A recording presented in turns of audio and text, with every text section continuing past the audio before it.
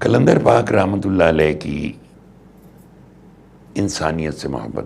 دعا کرو بابا کی ہر سانس انسانیت کے کام آ جائے. کسی نے کہا پیر کاکی داڑ، انہوں نے وہ اپنا نام ہی رکھ لیا. چلو انہوں نے کہا اچھا بابا پیر کاکی داڑ ہے، ختم ہو گئی بات.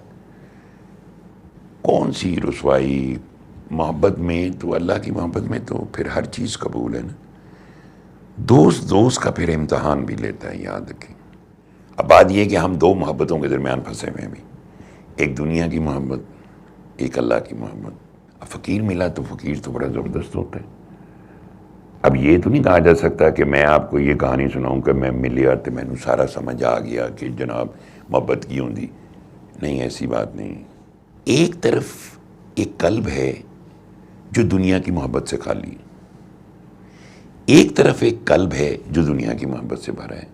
ذرا ڈفرنس دیکھیں پہلے. ایک کے اندر اللہ کا نور ہے، اس اللہ کی صفت سے روشن ہے، اور ایک طرف دنیا کی محبت ہے. یہ دونوں کی کمپیٹیبلٹی کیسے ہوگی؟ ظاہر ہے کہ اس کا پھر تربیت ہے، علاج ہے، نگاہ ہے، اس کی صحبت ہے، وہ کیا کرے گا. یعنی اس کے دھڑکن کے اندر تو ایک ایسی روشنی نور ہے کہ وہ جب دیکھے گا تو وہ جو کچھ آپ کے دل میں ہوتا ہے نا، وہی آپ کی زبان پہ ہوتا ہے، وہی آپ کی آنکھوں سے نکلتا ہے، وہی آپ کے چہرے پہ آ جاتا ہے. نبی علیہ الصلوۃ والتسلیم نے فرمایا کہ اللہ کے دوست، اللہ کے جو دوست ہیں وہ اس کے نور سے پردوں کے پیچھے دیکھ لیتے ہیں. سو جس کے اندر اللہ کی رحمت کا نور ہے، جو اس کی صفت سے روشن ہے، وہ جب دیکھے گا نا تو وہ ایک محبت سے ہی دیکھے گا، اس کے اندر ہے ہی محبت.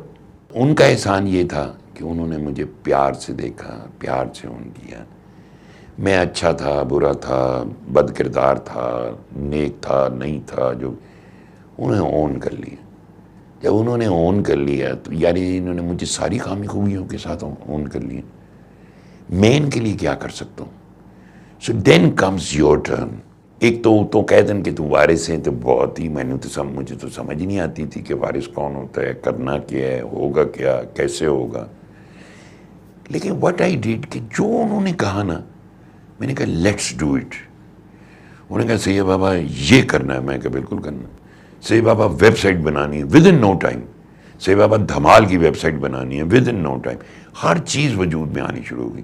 کارڈز بننے، پوسٹر بننے، یہ بننے، بابے کا پیغام پہنچانا، اخباروں میں، رسالوں میں، تھیٹر میں، ادھر جانا ادھر جانا، پوری انرجی کے ساتھ. ابھی لاہور بلایا، رات کو واپس آئیں، اگلے دن فون آ کے سید بابا کل پھر صبح 8:30 پہنچنے. اب اس میں یہ تو نہیں کہہ سکتا بابا میں تھک گیا ہوں. انہوں نے ایسی محبت، ایسی تربیت کی. محبت جو ہوتی ہے وہ اونرشپ ہے.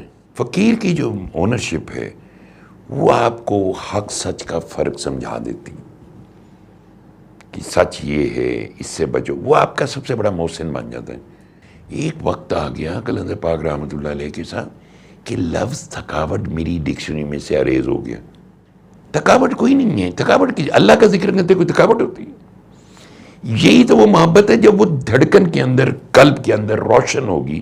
You will never be tired.